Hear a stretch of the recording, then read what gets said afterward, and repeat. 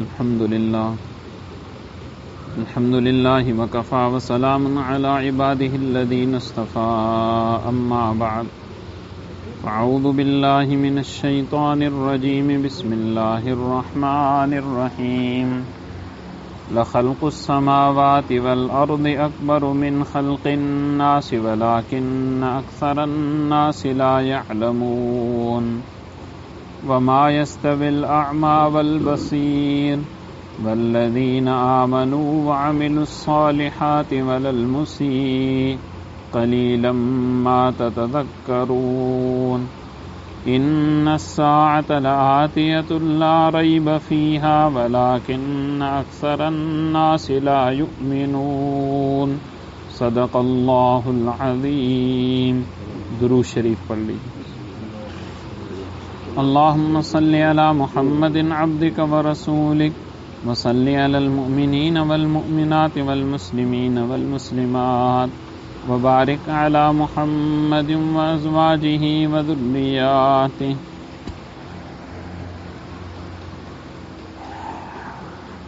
سورہ مومن کی گزشتہ آیات میں اللہ تبارک و تعالیٰ نے سرکار دو عالم صلی اللہ تعالی علیہ وآلہ وسلم کو تسلی ارشاد فرمائی تھی اس بات پر کہ آپ کو کچھ لوگ مانتے ہیں اور اکثر لوگ نہیں مانتے، تو یہ کوئی انہونی نہیں ہے، بلکہ ہر نبی علیہ وعلا نبینا الصلاۃ والسلام کے ساتھ یہ معاملہ ہوتا رہا ہے. اس سے ایک تو یہ بات پتہ چلی کہ دنیا میں 100% لوگ کسی کے بھی موافق نہیں ہوتے. اگر ہم کہیں کہ بھئی 100% لوگ ہی موافق ہونے چاہیے تو وہ تو پیغمبر کے بھی نہیں ہوئے، ہمارے اور آپ کی کیا ہوں. ایک جملہ یاد آ گیا، ہمارے حضرت مولانا احمد علی صاحب لاہوری رحمہ اللہ تعالی، حضرت کے پاس ایک آدمی آیا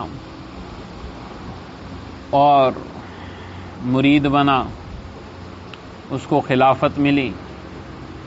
خلافت ملنے کے بعد جب وہ جانے لگا اپنے علاقے میں، حضرت نے ان کی تشکیل فرمائی تو تنہائی میں آئے اور آ کر ملے اور پوچھا حضرت کوئی نصیحت فرمایا بھائی اللہ نہ بننا، رسول نہ بننا. اب وہ پریشان ہو گیا کہ اللہ اور رسول کون بنے گا، یہ کیا بات ہے. اس نے پوچھا حضرت اس کا کیا مطلب، میں بات سمجھا نہیں. فرمایا بھائی دیکھو، انسان یہ چاہتا ہے جو میں چاہوں وہی ہو، ویسا ہی ہو. یہ تو اللہ تعالیٰ کی صفت ہے، جیسے چاہیں ویسے ہو، باقی کسی کی صفت نہیں. گھروں میں بھی یہ ہوتا ہے، جیسے میں چاہ رہا ہوں ویسے ہو، اس پہ جھگڑا ہو جاتا ہے. محلے میں بھی یہ ہوتا ہے، جیسے میں چاہوں ویسے ہو. شاگرد استاد میں بھی یہ ہوتا ہے، جیسے میں چاہوں ویسے. اور فرمایا یہ تو اللہ کی صفت ہے میاں، اس لیے ایسے نہیں ہونا. ہو جائے نہ ہو جائے ٹھیک. اور فرمایا رسول نہ ہونے کا مطلب یہ ہے کہ تم یہ سمجھو کہ سارے لوگ میری تعظیم کریں، میرا اعتقاد رکھیں، یہ رسول کا درجہ ہے، عام انسان کا نہیں. کیونکہ رسول اللہ صلی اللہ علیہ وسلم سے اعتقاد رکھنا، ان کی عظمت رکھنا واجب ہے. باقی کسی کی بھی عظمت اور اعتماد رکھنا واجب نہیں ہے. جب واجب ہے ہی نہیں تو میں سامنے والے سے کیسے یہ توقع کروں سارے کے سارے میری عزت کریں. فرمایا بھائی اللہ نہ بننا، رسول نہ بننا. کیونکہ سارے کے سارے لوگ سب موافق ہو جائیں ایسے نہیں ہوتا دنیا.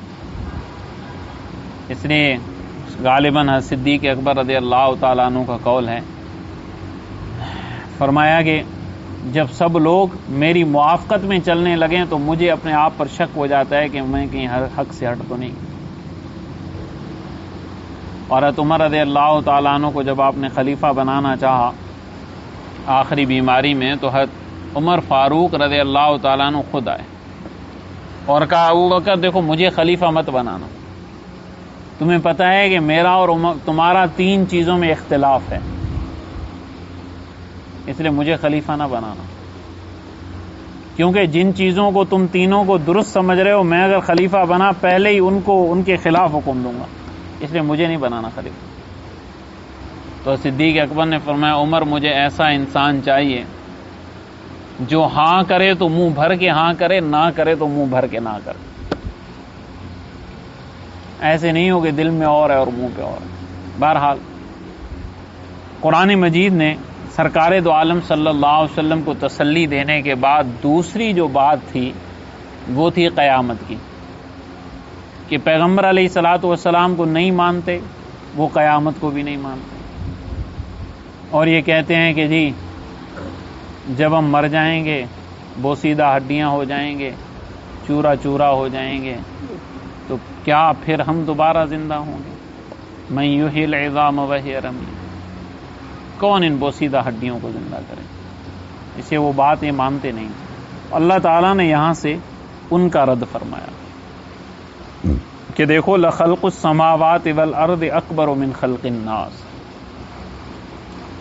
البتہ آسمانوں اور زمین کا پیدا کرنا بہت ہی بڑا ہے لوگوں کے پیدا کرنے سے۔ لوگوں کے پیدا کرنے سے ابتداءً آسمان کا پیدا کرنا بڑا، زمین کا پیدا کرنا بڑا، یعنی ہماری نسبت سے بڑا، اللہ تعالیٰ کی نسبت سے کوئی چیز بڑی نہیں۔ اس لیے سرکار دو عالم صلی اللہ تعالیٰ علیہ وآلہ وسلم نے فرمایا کہ تم اللہ تعالیٰ سے ہر چیز مانگا کرو، حتیٰ کہ روٹی میں نمک کم ہو یہ بھی اللہ سے مانگو، جوتے کا تسمہ ٹوٹ جائے یہ بھی اللہ سے۔ حضرت مولانا اشرف علی صاحب تھانوی رحمۃ اللہ علیہ نے فرمایا کہ یہ کیوں کہا گیا کہ جوتے کا تسمہ، روٹی کا نمک کسی بڑی چیز کا کہا جاتا؟ تو فرمایا اس لیے کہا گیا کہ جس طرح تمہارے نزدیک کھانے کا نمک اور جوتے کا تسمہ کوئی بڑی وقت نہیں رکھتا، اسی طرح کائنات کی بڑے سے بڑی چیز بھی اللہ کے ہاں کوئی وقت نہیں رکھتی۔ اس کے ہاں سب ایسے ہی ہیں جیسے ہمارے ہاں کے لیے نمک ہو، کہ جی گھر میں نمک نہیں ہے بھائی یہ لو 10 روپے 20 روپے لے کر آ جاؤ۔ ہر آدمی یہی کہتا ہے 10-20 روپے لے کے آ جاؤ۔ یہ تو کوئی مسئلہ نہیں ہے کہ جس کے لیے ہم سوچیں اگلے مہینے میں تنخواہ ملے گی پھر نمک منگوائیں گے، ہے نا؟ تو کوئی مسئلہ نہیں۔ تو فرمایا اللہ تعالیٰ کے لیے سب ایسا۔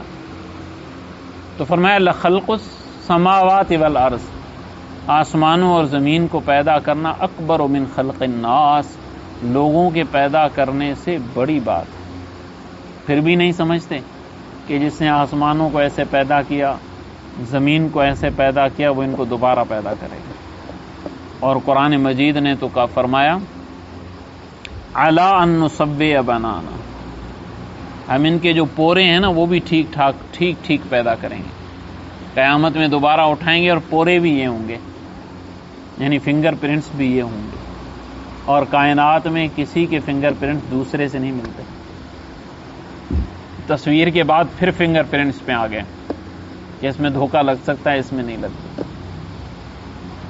اب اگر دیکھیں دنیا کہتی ہے کہ جناب ہم گناہ سے کیسے بچیں، اللہ کی نافرمانی سے کیسے بچیں، مثلا تصویر ہے، اس میں کسی بھی عالم کا اختلاف نہیں ہے کہ تصویر جب کسی صفحے پہ آ جائے، جب اس کا پرنٹ آؤٹ نکل جائے وہ حرام ہے، اس میں تو کسی کا بھی اختلاف نہیں۔ پرنٹ آؤٹ کے بعد وہ حرام ہے، ڈیجیٹل میں مسئلہ ہے علماء، پرنٹ آؤٹ کے بعد وہ حرام ہے۔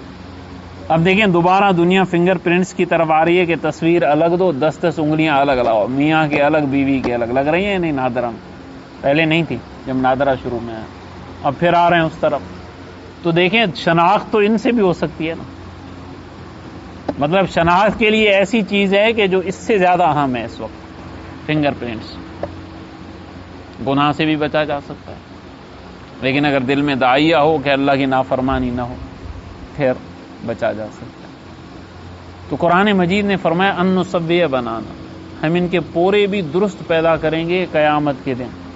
اس سے پتہ چلا کہ اول سے لے کر اخیر تک، سیدنا آدم علیہ وعلی نبینا الصلاۃ والسلام سے لے کر کائنات کے آخری انسان تک جتنے لوگ آئیں گے، کسی کی بھی انگلیوں کے پورے فنگر پرنٹس آپس میں ملتے نہیں ہوں گے۔ اور جگہ کتنی؟ 1 انچ کی جگہ، بھی 1 انچ کی، اس سے بڑی جگہ نہیں ہے، انچ ہی ہے، انچ۔ اور دنیا میں اس وقت آپ دیکھیں کتنے انسان، 7 ارب انسان، پھر 1 انچ 10 انگلیاں سب کی، 7 کو اگر آپ 10 سے ضرب دیں تو 70 ارب، اور جگہ ہے انچ کی کہ بھئی 70 ارب ہمیں نمونے چاہیے 1 انچ پہ بنے ہوئے، اور کسی کی لکیر دوسرے سے نہ ملے. کمال ہے کہ نہیں ہے؟ فتبارک اللہ احسن الخالقین. بابرکت ہے وہ ذات جو سب سے بہتر اور عمدہ بنانے والا. سبحان اللہ سبحان اللہ. فرمایا یہ بڑی بات تو یہ ہے کہ آسمان بنا دیے، اور کیسے بنائے؟ بغیر ستون کے. اور کیسے بنائے کہ اس میں کوئی شغاف نہیں، کوئی مسئلہ نہیں. ارجع البصر کرتین. قرآن نے خود فرمایا، اللہ نے فرمایا دوبارہ دیکھو اس آسمان کو. ینقلب الیک البصر خاسئا وهو حسیر. یہ تمہاری نگاہ تمہاری طرف ذلیل اور تھک کر لوٹ آئے گی. اللہ کے پیدا کیے ہوئے آسمان میں کوئی شغاف نظر نہیں آئے گا، کوئی عیب نظر نہیں آئے گا. اور بھائی ندیم بغیر ستون کے بنا دیا. ہم سے چھوٹی سی چھت بھی ایسے نہیں رکتی، تو بغیر ستون کے بنا. بغیر عمد ترونھا. ستون کوئی نہیں، کوئی ستون نہیں. اتنی بڑی چھت کا کوئی ستون نہیں. کمال ہے کہ نہیں؟ بغیر عمد ترونھا. تو فرمایا لخلق السماوات والارض اکبر من خلق الناس. آسمانوں اور زمین کا پیدا کرنا یہ بہت ہی بڑی بات ہے لوگوں کے پیدا کرنے سے. جب یہ بنا ڈالے تو تمہارا بن جانا دوبارہ کیا مسئلہ ہے؟ ولکن اکثر الناس لا یعلمون. پر بات یہ ہے کہ اکثر لوگ ایمان نہیں لاتے، اس لیے کہ دلائل میں غور و فکر نہیں کرتے، تدبر نہیں کرتے، اس لیے ایمان نہیں لاتے. سرکار دو عالم صلی اللہ علیہ وسلم کے پاس ایک دیہاتی آیا اور اس نے کہا اللہ کے وجود پر کیا دلیل ہے؟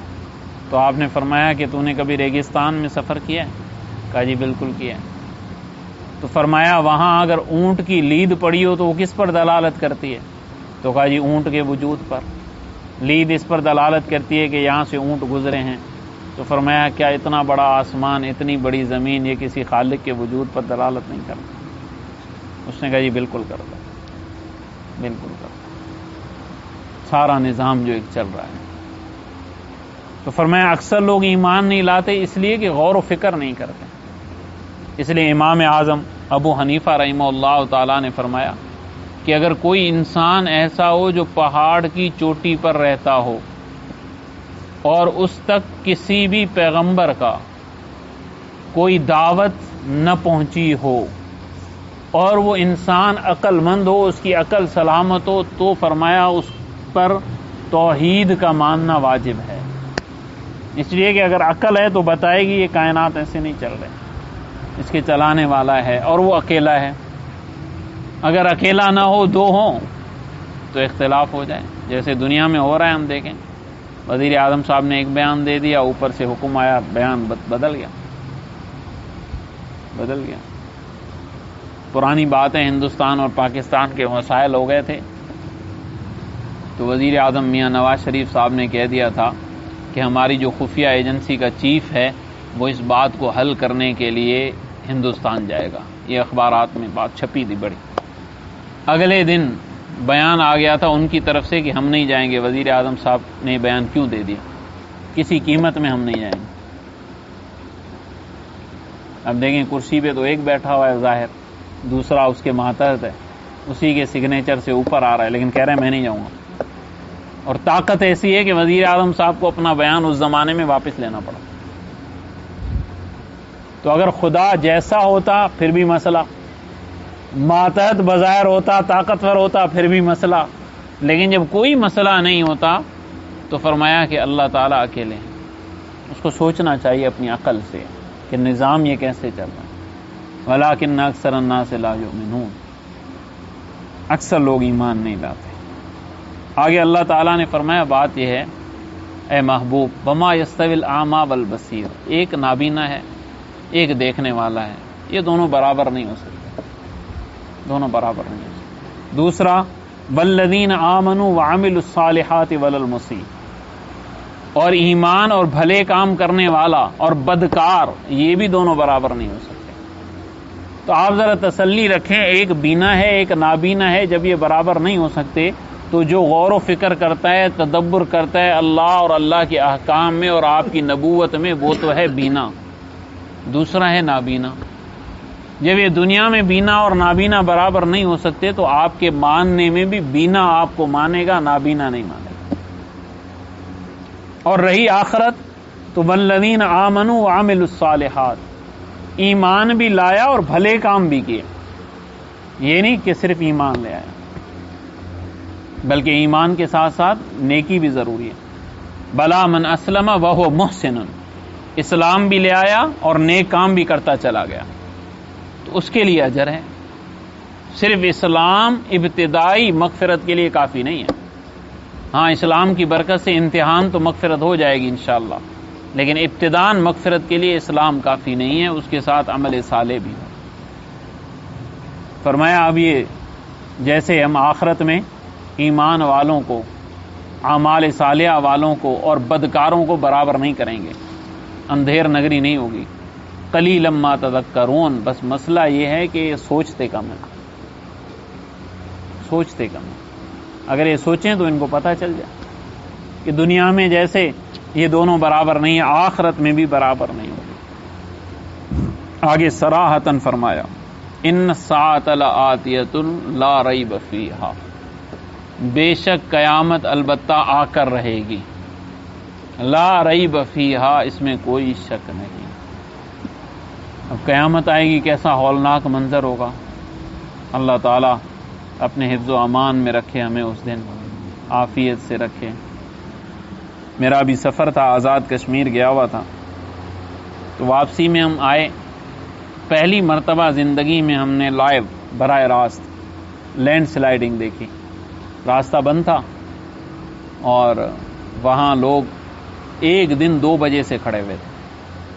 ہم تو دوسرے دن پہنچے تھے، اپنا آرام شرام کر کے فجر میں نکلے تھے، فجر کے بعد صبح 9 بجے وہاں پہنچے، لیکن لوگ کل دوپہر سے کھڑے ہوئے تھے. میں وہاں لینڈ سلائیڈنگ کے قریب گیا تو بڑے بڑے بھاری پتھر اس طرح لڑک لڑک کے اوپر سے آ رہے تھے جیسے چھوٹی چھوٹی گیند ہو، اور اتنی اسپیڈ سے آ رہے تھے کہ بڑی ہیوی جو کرینیں تھی وہ بھی ریورس گیئر لگا کے پیچھے جا رہی، اور پھر وہ اتنی بلندی سے اوپر سے آتے، نیچے گرتے، نیچے سے بالکل لڑک کے سیدھے دریا میں جاتے، اور دریا انتہائی گہرا نیچے، لیکن دھڑام سے آواز آتی، دھڑام سے آواز آتی.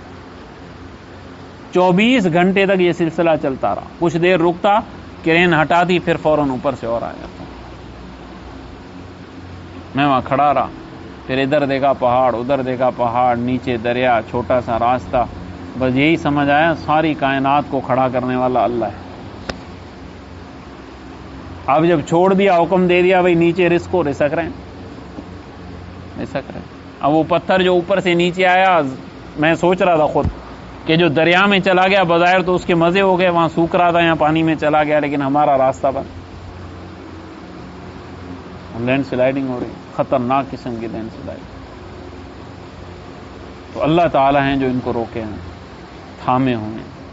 تو جب یہ مختصر سا ہم نے وہ دیکھا، اس میں یہ حالت تھی، 24 گھنٹے سے لوگ کھڑے ہوئے تھے، گزر نہیں سک رہے تھے. تو جب قیامت کی ہولناکیاں ہوں گی تو پھر کیا ہوگا. کل اہن المنفوش، قرآن مجید نے فرمایا یہ تو پہاڑ کے ٹکڑے تھے، پتھر تھے جو نیچے گر رہے تھے، گیندوں کی طرح لڑک رہے تھے. قرآن مجید نے فرمایا گیند دیکھو پھر بھی وزنی ہوتی ہے. فرمایا کل اہن المنفوش، جیسے دھنکی ہوئی روئی، اس روئی کی طرف پہاڑ اڑیں گے، دھنکی ہوئی روئی کی طرح. روئی کو جب مشین میں لے جاتے ہیں تو ذرہ ذرہ ہو کر ایسے اڑتی ہے، اس کا کوئی وزن نہیں ہوتا. دیکھیے کبھی آپ نے، اس کا کوئی وزن نہیں ہوتا، کوئی وزن نہیں ہوتا. بچپن میں ہم صاف کروانے جاتے تھے، مجھے یاد ہے، کوئی میزان بینک کے ساتھ یہ تھی، عرفان بھائی تھے ہمارے ساتھ پڑھتے تھے، ان کی چکی تھی، اس پہ یہ صاف کرتے تھے. دھنکی ہوئی روئی ایسے اڑتی تھی. اللہ نے فرمایا کل اہن المنفوش، پتھر پہاڑ میں پتہ نہیں کتنے پتھر، وہ جو آ رہے ہیں بڑے بڑے پتھر گیند کی طرح لڑکتے ہوئے، گیند میں تو وزن، کل اہن المنفوش، یہ سارے پہاڑ دھنکی ہوئی روئی کی طرح اڑیں گے. ایسا خطرناک زلزلہ ہوگا. ان زلزلۃ الساعۃ شیء عظیم، بڑی خطرناک چیز ہوگی. اللہ تعالیٰ اس دن کی ہولناکیوں سے ہمیں محفوظ فرمائے. فرمایا وَلَٰكِنَّ أَكْثَرَ النَّاسِ لَا يُؤْمِنُونَ، لیکن بات یہ ہے کہ اکثر لوگ ایمان نہیں لاتے اس بات پر، اکثر لوگ ایمان نہیں لاتے کہ قیامت آنی ہے، حالانکہ قیامت تو آنی ہے، اس لیے کہ جیسے دنیا میں اچھا اور برا برابر نہیں ہے ویسے آخرت میں بھی نہیں ہوگا۔ کیوں؟ اس لیے کہ دنیا میں بینا اور نابینا یہ برابر نہیں ہے۔ اس لیے فرمایا کہ جو نبی ہوتا ہے اس کی نگاہ دنیا میں بھی ہوتی ہے، آخرت میں بھی ہوتی ہے۔ اس لیے جو اللہ والے ہوتے ہیں نا، ہم سمجھتے ہیں کہ ان کو کچھ پتہ نہیں ہے، ان کو وہ پتہ ہوتا ہے جو ہمیں بھی نہیں پتہ، ہمیں بظاہر ایسے لگ رہا ہوتا ہے۔ اللہ تبارک و تعالی مجھے اور آپ کو ان باتوں پر عمل کی توفیق عطا فرمائے۔ اللہم لک الحمد و لک الشکر کما انت، صلی علی محمد کما انت، وفل بنا ما انت انک اہل التقوی و اہل المغفرہ۔ اللہم احسن عاقبتنا فی الامور کلہا واجرنا من خزی الدنیا وعذاب الآخرہ۔ اللہم انا نسألک تمام العافیہ ونسألک دوام العافیہ ونسألک الشکر علی العافیہ ونسألک الغنی عن الناس۔